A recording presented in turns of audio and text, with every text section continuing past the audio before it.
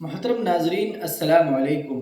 दोस्तों, आज की इस वीडियो में हम ये जानने की कोशिश करेंगे कि इस्लाम में स्टॉक मार्केट को लेकर क्या व्यू है और मुसलमान इसके बारे में क्या सोचते हैं, और क्या स्टॉक मार्केट से प्रॉफिट बनाया जा सकता है, यानी कि पैसे कमाए जा सकते हैं या नहीं, और अगर कमाए जा सकते हैं तो कैसे कमाए जा सकते हैं, और जो कमा रहे हैं या जो मार्केट में है वो आखिर क्यों नहीं कमा पा रहे हैं। कई पहलू है, हमें तमाम पर तफसील से बात करनी होगी और कुछ ऐसी ज़रूरी बातें हैं जिन्हें हमें अमल में लाना होगा ताकि हम स्टॉक मार्केट से पैसे बनाने वाले बन जाए, ना कि गंवाने वाले। देखिए, अगर आप इस वक्त डेटा देखेंगे तो स्टॉक मार्केट का जो डेटा है उसमें बताया गया है कि स्टॉक मार्केट के अंदर जो ट्रेडर्स हैं उनमें ज़्यादातर 90% लोग जो है वो लॉस खाते हैं, यानी कि प्रॉफिट नहीं बनाते बल्कि उल्टा अपना पैसा मार्केट को दे देते हैं। लेकिन दोस्तों, क्या आप जानते हैं इन्हीं 90% लोगों का पैसा वो 10% लोग लेकर जाते हैं जो कि एक अच्छे एजुकेटेड और प्रैक्टिस करने के बाद और मार्केट को सीखने और समझने के बाद स्टॉक मार्केट के अंदर आते हैं। वही 10% लोग मार्केट से एक दिन का कितना भी बना सकते हैं, इसकी कोई लिमिट या कोई सीमा नहीं है। जितना वो चाहे बना सकते हैं अगर वो सही तरीके से और अच्छी क्वांटिटी में काम करते हैं तो। देखिए, सबसे पहले तो आपको एक चीज़ समझनी होगी। हमारे मुसलमानों में ये चीज़ बनी हुई है, लोगों का कहना है कि स्टॉक मार्केट तो जायज़ ही नहीं है, वो हराम है। स्टॉक मार्केट क्या है? स्टॉक मार्केट एक बिजनेस है। आपकी जो कंपनियां आपको प्रोडक्ट ला कर दे रही हैं उनके शेयर्स बनते हैं जो स्टॉक मार्केट में लिस्टेड होते हैं। किसी के 200 रुपये रकम है, किसी की 1000 है, किसी की 1500 है, किसी की लाख है, किसी की 80,000 है, किसी की 10 रुपये है। हर तरह का स्टॉक मार्केट में अवेलेबल है। लेकिन उनमें कुछ स्टॉक ऐसे हैं जो कि हलाल है, कुछ स्टॉक ऐसे हैं जो कि हराम है। जैसा कि आप देखते भी होंगे कि मार्केट के अंदर जो हमारा ऑफलाइन मार्केट है वहाँ पर कई तरह की दुकानें होती हैं।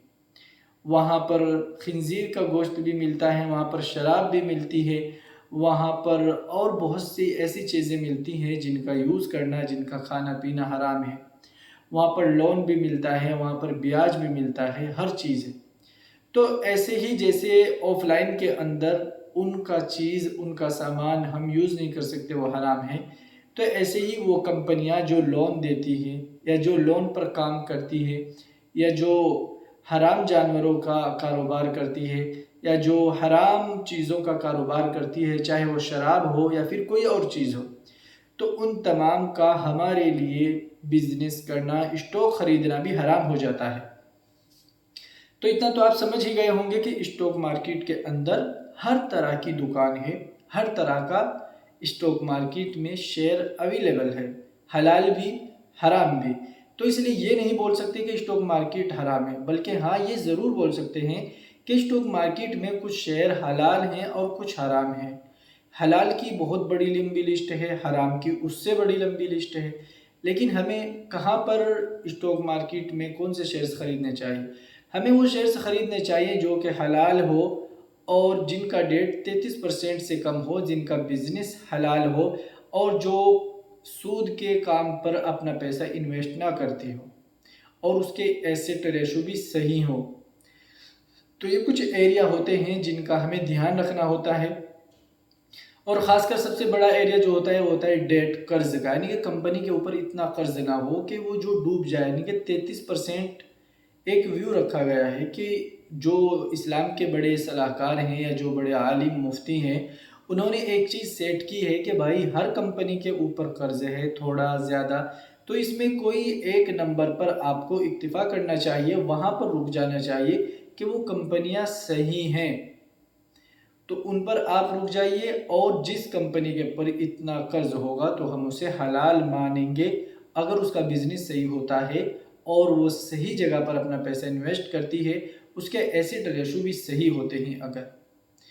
तो इसी तरह फिर ये 33% नंबर वजूद में आ गया। यहाँ पर 33% से ज़्यादा अगर कंपनी के ऊपर कर्ज होता है तो उसका आप प्रॉफिट अपने पास रख सकते हैं।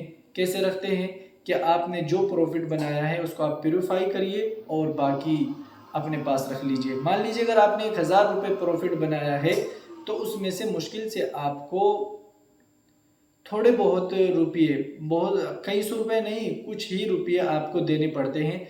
एग्जैक्ट कितने होंगे ये शेयर्स के अकॉर्डिंग होता है, तो ये मैं आपको डायरेक्ट नहीं बता सकता। तो वो आपको देखना होगा, समझना होगा। जब आप वो देख लेंगे, समझ लेंगे, तो फिर क्या होगा ना कि जो आप प्रॉफिट बनाएंगे उससे प्योरीफाई करेंगे, बाकी अपने इस्तेमाल में कर लेंगे। जो प्योरीफाई में रकम निकलेगी उसको बिना सवाब, बिना सदक़े की नीयत से किसी गरीब को दे देंगे। मान लीजिए आपने किसी कंपनी का शेयर ख़रीदा, उसके ऊपर कर्ज 33 से % ज़्यादा है, 34% है, और उसी के साथ साथ उसका बिजनेस सही है, यानी कि वो हराम काम नहीं करती। अब उसके प्रोडक्ट तो सही हैं, लेकिन उसका शेयर्स ख़रीदना हमारे लिए सही नहीं है। अगर आपने उस शेयर्स को ख़रीद रखा है तो आप क्या करेंगे, आप उसको अपने प्राइस रेंज पर जैसे ही आए फ़ौरन निकल जाइए। अगर आप प्रॉफिट में हैं तो वहाँ पर भी निकल सकते हैं, लेकिन उस प्रॉफिट को अपने इस्तेमाल में नहीं ला सकते। कभी आप ये समझिए कि 34% निकाल दो, बाकी का इस्तेमाल कर लो, ऐसा कुछ नहीं होता। पूरा का पूरा प्रॉफिट आपको आगे देना होता है किसी गरीब को या किसी ऐसे इंसान को जो कि ऐसा मुस्तहिक हो उस पैसे का। तो इन चीज़ों को समझो और इन चीज़ों पर काम करो। मार्केट को सीखने की कोशिश करो, समझने की कोशिश करो। किसी भी स्टॉक को फ़ौरन से लेना अक्लमंदी नहीं होती। हमेशा सपोर्ट पर ख़रीदना चाहिए और एक छोटा सा स्टॉप लॉस यूज़ करना चाहिए, ताकि आप मार्केट के अंदर फंसे न रह जाए।